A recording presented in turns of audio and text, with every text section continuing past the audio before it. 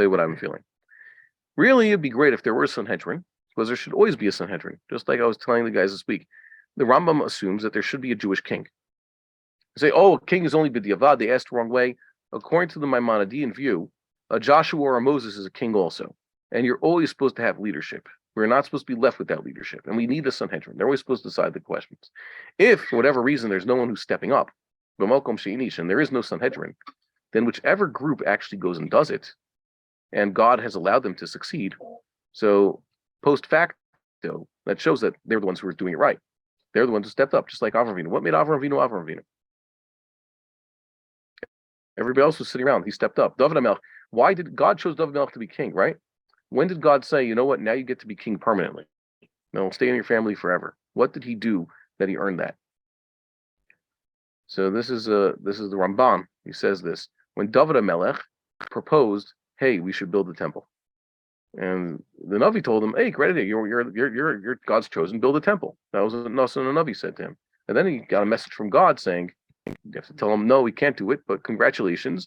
You know, I've been waiting hundreds of years for, there's been many Jewish leaders who I call shofatim, who I've commanded. God says, I put them over Am Yisrael. I never actually told them this, and I've been waiting for them to do this. And now you're the one who's decided to do this. So congratulations, your son will do it, and you'll have an eternal dynasty because you have your heart in the right place. So too, I believe that if there is a group that they succeed in reestablishing the temple and the temple service, based on, let's say, just the Rambam, they're just going to go with the Rambam. They're going to say, with all due respect to the Ravid, he's great. Maybe the Ravid's, Hadin Imo.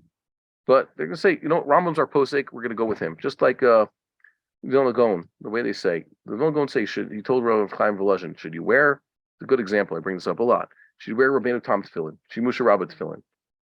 And Rambam also, what kind of tefillin did the Rambam wear? He was aware of Ravid tefillin. This whole Rabbeinu Tam and Ravid tefillin is a machlokas that predates Rabbeinu Tam and Ravid, it seems. Basically, we do Rashi Rambam tefillin. That's what we do. We don't have to go looking for sfeikas and say, you know what, there's another major sheet out there, so we have to worry about shitas. The Rambam has it pretty clear what's supposed to be done. He seemed pretty confident in what he was doing. So we'll just stick with the Rambam. And if we then get a Sanhedrin, they say, you know what, it seems that it should be, in this case, like the Ravid, so let it be like the Ravid. The Sanhedrin changed its mind a few times. There was other discussions. For centuries, there were machlokasin that the whole smicha thing. Remember, there's a Mishnah.